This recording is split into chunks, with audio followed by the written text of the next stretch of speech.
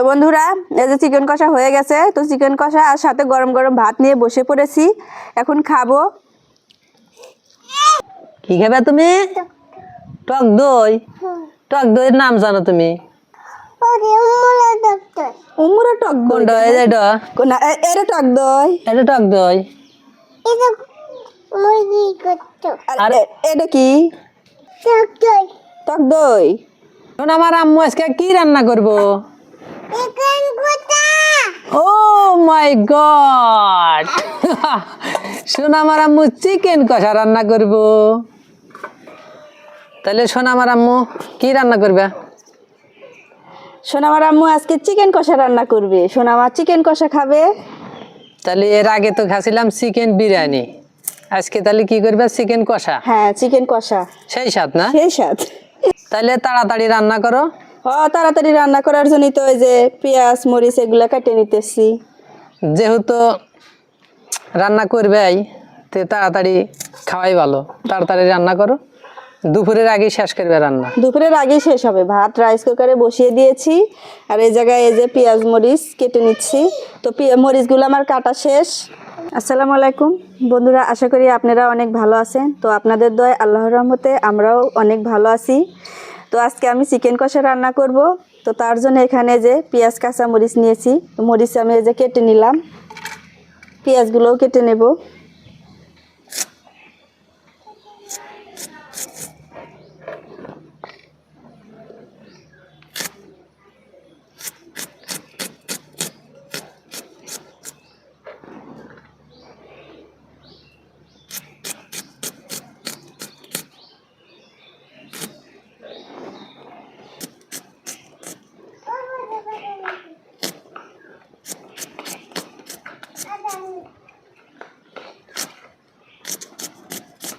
তো চিকেন কষা রান্না করার জন্য আমি ভালো ভালো এই যে মাংসগুলো নিয়ে নিয়েছি। তো এখন আমি ধুয়ে নেব।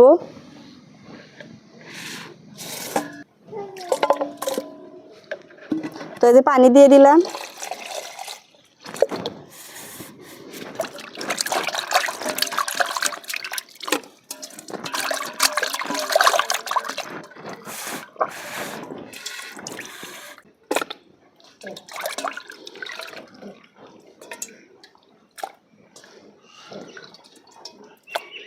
তো চিকেন কষার জন্য আমি সব ধরনের মশলা এখানে নিয়েছি। তো এখন আমি চিকেনের ভিতর দিয়ে হাত দিয়ে মাখিয়ে নেব। তো প্রথমে আমি লেবুর রস দিয়ে দিলাম, লবণ দিয়ে দিলাম, তারপরে মরিচের গুঁড়া, হলুদের গুঁড়া, আদা রসুন জিরা বাটা, আর এখানে নিয়েছি আমি টক দই। সব মশলা দিয়ে দিলাম, আর তার সাথে আমি সরিষার তেলও দিয়ে দিচ্ছি। দিয়ে এখন এই যে হাত দিয়ে মাখিয়ে নেব।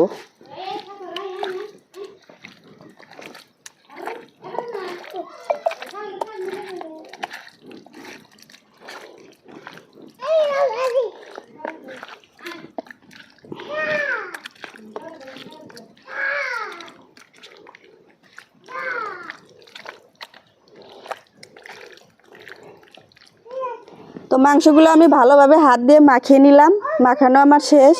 তো চিকেন কষা করার জন্য এখানে আমি সব ধরনের মশলা দিয়ে সুন্দর করে হাত দিয়ে মাখিয়ে 10 মিনিটের মতো রেখে দিয়েছিলাম। তো 10 মিনিট পর আবার আমি ফিরে আসলাম।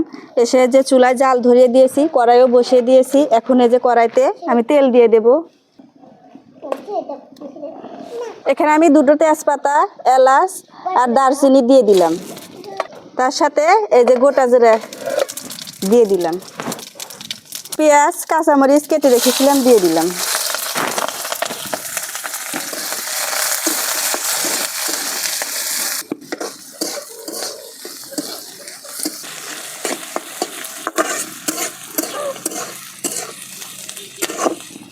তো বন্ধুরা, আজকে খুব অল্প সময়ে অল্প মশলায় আমি চিকেন কষা করব।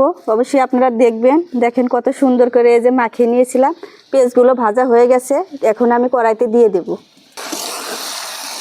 তো এখন আমি এই যে নাড়াচাড়া করে দিচ্ছি।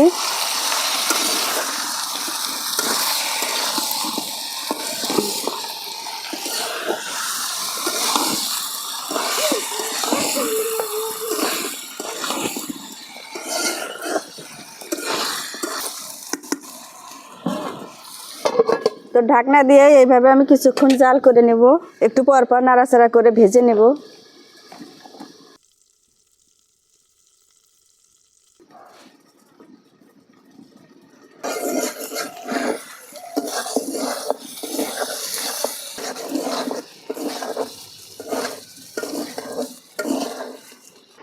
আপনারা তো দেখলেনই, আমি যে প্রথমে কড়াইতে চিকেনগুলো ঢেলে দিয়েছিলাম, এক ফোঁটা কিন্তু পানিও দেই নাই।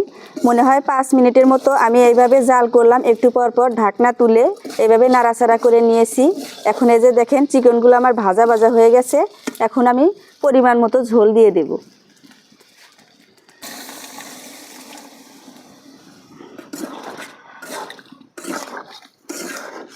তো ঝোল দিয়ে আরেকটু আমি নাড়াচাড়া করে ঢেকে জাল করে নেব।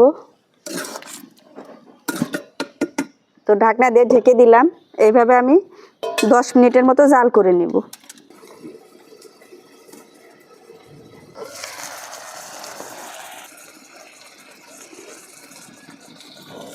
তো বন্ধুরা, চিকেন কষা মানে তো এই কষা কষা।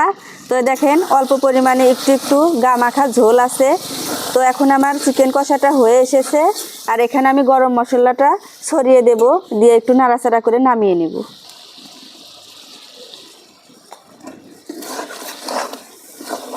তো আমি গরম মশলার গুঁড়া দিয়ে এই দেখেন সুন্দর করে নাড়াচাড়া করে নিলাম। দেখে কিন্তু খাওয়ার ইচ্ছে জেগে যাচ্ছে, অনেক লোভনীয় হয়েছে। বন্ধুরা, আমার চিকেন কষা হয়ে গেছে, এখন আমি নামিয়ে নেব।